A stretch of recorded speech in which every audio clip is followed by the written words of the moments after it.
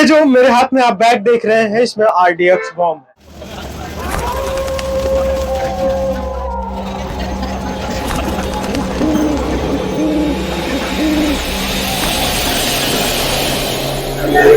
Passenger train चाहिए युवाओं को, वंदे भारत नहीं चाहिए मोदी जी। ऐसा ये लोग कह रहे हैं, बिहार के लोग हैं ये कह रहे हैं पैसेंजर ट्रेन इनको चाहिए, वंदे भारत मत दीजिए। इनको लटक के जाना पसंद नहीं है, इसलिए इनको पैसेंजर ट्रेन दे दीजिए, जिससे सुसंगठित ढंग से सुव्यवस्थित ढंग से बैठ कर चले जाएं। अब ये लटके हुए लोग, भाई मजा आ रहा है लटक के जाने में, बहुत मजा आ रहा है, मजा आ रहा है काका, मजा आ रहा है लटक के जाने में, लटक के जाने में ठीक लग रहा है भाई। भाई लटक के जा रहे हो, अच्छा है, बहुत अच्छा। तो नमस्कार साथियों, ये जो मेरे हाथ में आप बैग देख रहे हैं, इसमें RDX बॉम्ब है और मैं आज जा रहा हूँ पटना जंक्शन की सुरक्षा की चेक करने। पटना जंक्शन पे कितनी सुरक्षा है, क्योंकि पटना जंक्शन से प्रतिदिन जो यात्री सफर करते हैं अनुमानतः सामान्य दिनों में 3 लाख, और जब भीड़ भाड़ होती है, यानी कि जब अब मौसम चल रहा है दुर्गा पूजा का, छठ आने वाला है, नवरात्रि है, दीपावली है, उस समय भीड़ होती है यहाँ 5 लाख। और उस समय हम यहाँ चेक करना चाहते हैं कि यहाँ सुरक्षा के क्या इंतजाम है और किस हिसाब से लोगों की चेकिंग होती है। क्या वो जो हम जैसे लोग जो बम लेकर जाते हैं जंक्शन पर, या और भी विस्फोटक पदार्थ हो सकते हैं इस बैग में, उनकी सुरक्षा की जांच होती है या नहीं होती है। चलिए तो देखते हैं क्या हाल है। आइए सबसे पहले गेट नंबर कितने से एंट्री करेंगे हम लोग? 1 नंबर गेट से एंट्री करेंगे। नहीं, गेट नंबर 3 से एंट्री करेंगे, क्योंकि 3 नंबर गेट VVIP गेट है। यहाँ से सारे VVIP लोग एंट्री लेते हैं और सब यहीं से प्रस्थान करते हैं, यहीं से उनका आगमन होता है। और A क्लास के जितने भी सफर करने वाले लोग हैं, यानी कि जो सेकंड AC फर्स्ट AC वाले लोग हैं, उनकी जो कोच लगती है वो यहीं लगती है। तो कुछ देर में यहाँ से ट्रेनें जाती रहती हैं। और ये जो बैग है आप मेरे हाथों में देख रहे हैं, इसमें सही में है, ये व्यंग्यात्मक नहीं है। तो हम चलते हैं और देखते हैं क्या हमारी प्लेटफॉर्म तक पहुंचने में हमें क्या लगता है। कुछ लगता है, कोई रोकता है हमें, कोई टोकता है, कोई ये कहता है कि भाई मत जाओ, यहाँ बैग की चेकिंग होती है, क्या है बैग में, इसका पता करने की कोशिश करते हैं लोग, नहीं करते हैं क्या। तो अभी मैं प्लेटफॉर्म नंबर 1 पर आ चुका हूँ और यहाँ पर यहाँ से ही करीब 3 लाख लोग सामान्य दिनों में प्रतिदिन यात्रा करते हैं। और जितनी भी ट्रेनें आती है, बाहरी ट्रेनें, बंगाल जाने वाली, बिहार क्योंकि आतंकवाद का गढ़ बन चुका है, ऐसा तमाम संस्थाओं ने हमें बताया था। जब राहुल गांधी की रैली हो रही थी यहाँ, तब आतंकवादी संगठनों के घुसने की आशंका जताई जा रही थी। नेपाल के रास्ते पाकिस्तान से बहुत सारे आतंकवादी संगठन भारत में सक्रिय हुए थे, बिहार में सक्रिय हुए थे। तो उन संगठनों से भी भारत को डर है। तो मैं ये समझना चाहता हूँ कि जब ये तमाम लोग प्लेटफॉर्म पे बैठे हुए हैं और हमारे हाथ में ये बम का बैग है, तब हमारी चेकिंग कहाँ होती है, मैं ये समझना चाहता हूँ। GRP के लोग करते हैं, CRPF के लोग करते हैं, रेलवे प्रशासन करता है, रेलवे पुलिस करते हैं, रेलवे न्यायालय के लोग करते हैं, या टिकट चेकर लोग करते हैं, या TC करते हैं, कोई हमारी चेकिंग करते हैं, यही समझना चाह रहा हूँ। लेकिन अभी तक हमें ऐसा कोई मिला नहीं है। तो हम पूरा स्टेशन टहलते हैं, एंसिलेटर टहलते हैं, वेटिंग रूम, वेटिंग हॉल सब टहलते हैं और देखते हैं क्या होता है यहाँ। ये पटना जंक्शन है, बिहार के सबसे प्राचीनात्मक शहरों में से एक पटना जंक्शन। और यहाँ से देश में जो 5 जगह सबसे ज्यादा भीड़ होती है, मतलब सबसे ज्यादा लोग 5 जगह से यात्रा करते हैं, उसमें से एक टॉप 5 में पटना जंक्शन भी आता है। तो हम ये समझना चाह रहे हैं कि कहाँ कहाँ हम जा सकते हैं, कहाँ कहाँ ये सुरक्षा कवच अभेद है। मुख्य द्वार से, VVIP द्वार से हम घुस ही चुके हैं। अभी मैं आपको सारे द्वारों से घुस के दिखाऊंगा और दिखाऊंगा कि क्या हालत है। अब आइए वेटिंग रूम भी देख लिया जाए। वेटिंग रूम में थोड़ा सा मैं RDX लेकर बैठता हूँ, जिससे लोग समझ पाए कि मैं उनके साथ क्या करने वाला हूँ। देखता हूँ कोई इसकी चेकिंग करवाता है, कोई कैमरा इसकी चेकिंग कर रहा है, या कुछ ऐसा हो रहा है जो हमको मॉनिटर कर रहा है, हमारे ऊपर नजर बनाए हुआ है, ऐसा हम चाहते हैं। तो ये आ गए हैं हम वेटिंग हॉल में और यहाँ तमाम लोग बैठे हुए हैं और हम भी अब बैठ जाते हैं यहाँ, तो बैठ के थोड़ा सा आराम कर लेते हैं और आराम करके थोड़ा सा आपसे बातचीत करके फिर हम बाहर चलेंगे। तो ये पटना जंक्शन का वेटिंग हॉल है, एसी वेटिंग हॉल। यहाँ पर तमाम गाड़ियों की लोग आते हैं, यात्री जो यहाँ रुकते हैं और इसी वेटिंग हॉल में विश्राम करते हैं। अब इतनी बड़े पैमाने पर जब मेरे बैग में RDX है और मैं कुछ भी कर सकता हूँ इस पटना प्लेटफॉर्म पे, रेलवे प्लेटफॉर्म पे पटना जंक्शन के, तब यहाँ के सुरक्षा कर्मी, तमाम जिम्मेदार लोग, GRP के लोग, CRPF के लोग, रेलवे प्रशासन के लोग और जो रेलवे का कोर्ट होता है वहाँ के लोग और टिकट चेक करने वाले लोग कहाँ हैं। जब चलिए सम्मानित छायाकार महोदय, और आते रहिए, बैठे। हाँ, यात्रियों का टिकट चेक करना ये राज्य का नहीं, सरकार का काम है, केंद्र सरकार का। रेलवे केंद्र सरकार के अंतर्गत आता है, तो इसमें तो केंद्र सरकार की गलती है। दूसरी गलती जो हमें समझ में आ रही है वो ये है कि हम अब चलते हैं ऊपर से, क्योंकि ब्रिज बहुत महत्वपूर्ण होता है कहीं भी जाने के लिए, कुछ भी करने के लिए। तो ब्रिज अगर उड़ा दिया जाए तो आना जाना टूट जाता है, एक तरफ से दूसरी तरफ आना जाना बंद हो जाता है।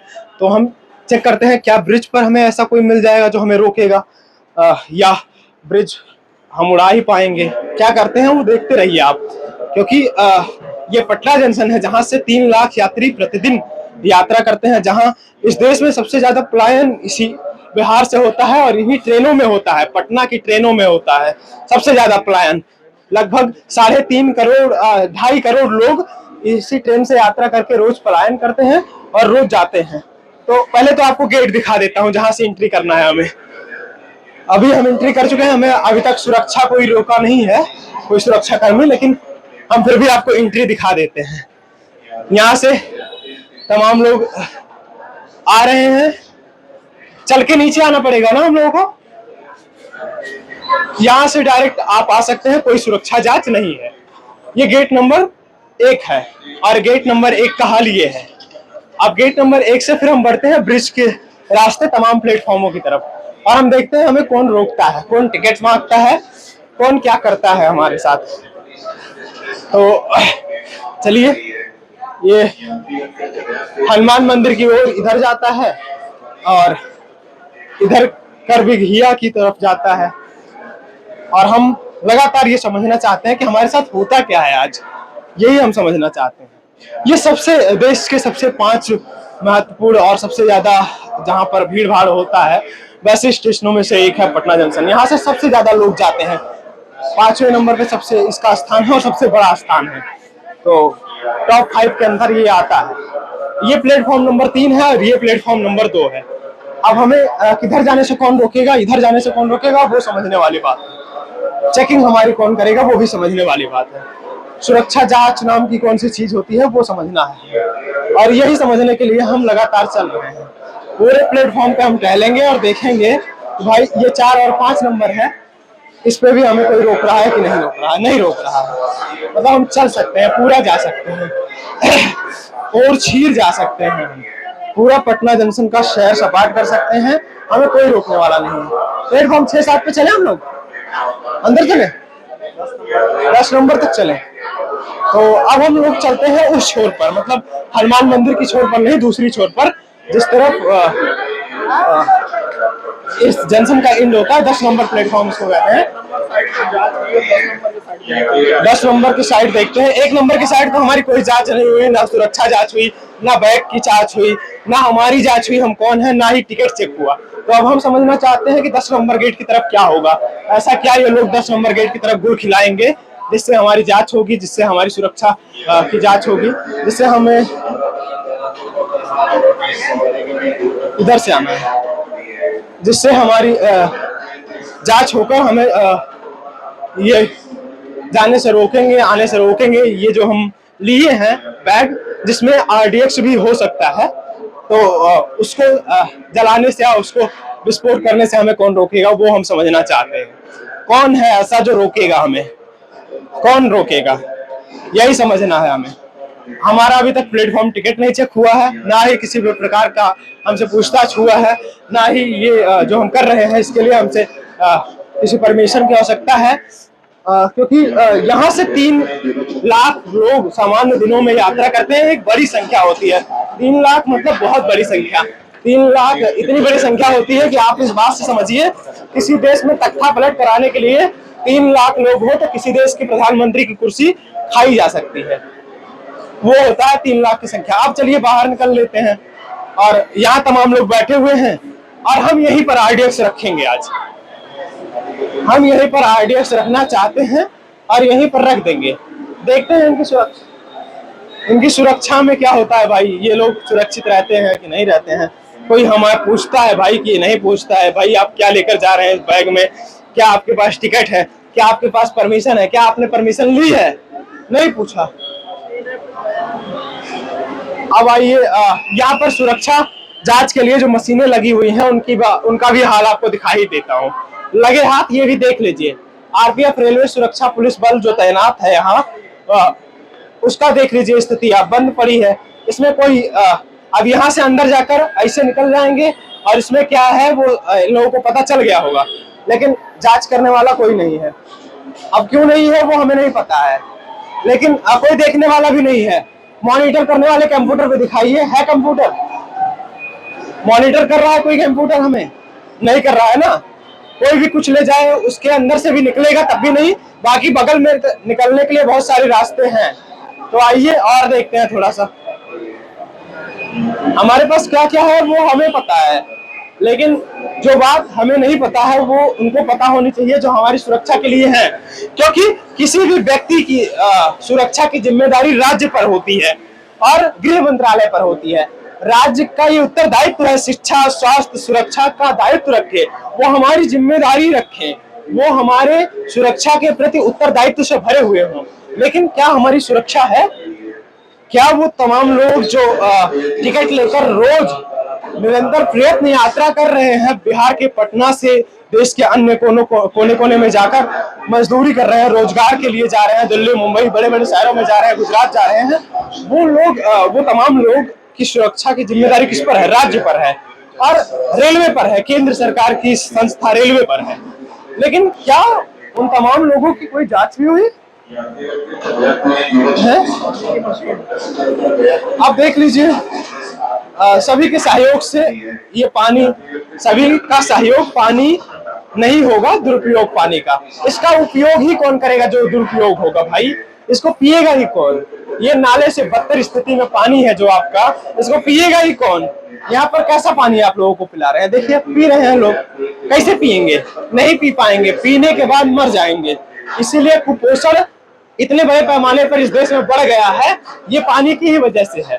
और अभी मैं आपको उस महावीर मंदिर की साइड, 1 नंबर प्लेटफॉर्म के साइड वाले तमाम गेटों को और दिखाऊंगा, जिससे आप समझ पाएंगे कि उन जगहों की स्थिति क्या है जहां की बात हम कर रहे हैं। क्योंकि बहुत दावे हवाई चल रहे हैं, मतलब हम दावों को समझना चाहते हैं, दावे कितने जमीन पर चरितार्थ है। मतलब सुरक्षा का दायित्व तो राज्य पर होता है, ये आप भी मानते होंगे, लेकिन कैसा दायित्व है ये? अब आप देखिए लोकल ट्रेन में किस तरह से यात्रा कर रहे हैं। जो लोग पलायन कर रहे हैं वो तो बात की बात है, लेकिन जो लोग लोकल लोग हैं वो लोग लटक लटक के ट्रेन में यात्रा करते हैं। मीमू कहते हैं इसको, इस ट्रेन को मीमू कहते हैं, और मीमू में यात्रा करते हैं तमाम लोग। इनकी सुरक्षा की जिम्मेदारी किस पर है? क्या राज्य सरकार और केंद्र सरकार इनकी सुरक्षा के लिए उत्तरदायित्व तो नहीं रखती है? जो स्टेशन पर आने वाले किसी भी व्यक्ति की सुरक्षा की जांच नहीं होती, किसी भी व्यक्ति से उसके टिकट को नहीं मांगा जाता भाई, किसी भी प्रकार की कोई चेकिंग नहीं होती, ये क्या है? ये राज्य की व्यवस्था किस तरह से चलेगी वो मुझे नहीं पता, लेकिन स्थिति यही है बिहार की। और बिहार इसीलिए पलायन में सबसे आगे, बेरोजगारी में सबसे आगे, अशिक्षा में सबसे आगे, कुपोषण में सबसे आगे, गरीब सबसे ज्यादा। और स्थिति देखिए, जब राज्य का दायित्व जो है वो राज्य निर्वहन नहीं कर रहा है, केंद्र का दायित्व केंद्र से मदद नहीं मांग रहा है, तो क्या होगा इन लोगों का वो हमें समझना है। अभी तमाम लोग यात्रा कर रहे हैं, मेमू में बैठकर यात्रा करेंगे और देश के कोने कोने में जाएंगे। और इनको देश में ये जो लोग हैं ये लोकल लोग हैं, लोकल लोगों की भी कभी भी जान जा सकती है, इनकी भी सुरक्षा की जिम्मेदारी सरकार पर है। देखिए किस तरह से लटक कर लोग मेमू में सफर करने जा रहे हैं, अपने गंतव्य तक जाएंगे। ये देखिए लटक लटक के लोग जाएंगे, अब गिरेंगे तो इसका जिम्मेदार कौन होगा? भाई जनसंख्या अगर इतना बड़ा अभिशाप है और जनसंख्या आपको कम करना चाहिए, हाँ? पैसेंजर ट्रेन चाहिए युवाओं को, वंदे भारत नहीं चाहिए मोदी जी, ऐसा ये लोग कह रहे हैं। बिहार के लोग हैं ये कह रहे हैं पैसेंजर ट्रेन इनको चाहिए, वंदे भारत मत दीजिए, इनको लटक के जाना पसंद नहीं है, इसलिए इनको पैसेंजर ट्रेन दे दीजिए, जिससे ये सुसंगठित ढंग से सुव्यवस्थित ढंग से बैठ कर चले जाएं।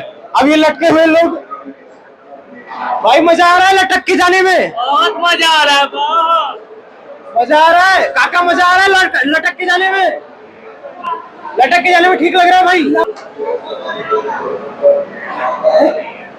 भाई लटक के जा रहे हो, अच्छा है, बहुत अच्छा। तो देखिए ये तमाम लोग लटक कर जा रहे हैं और ये मेमू है।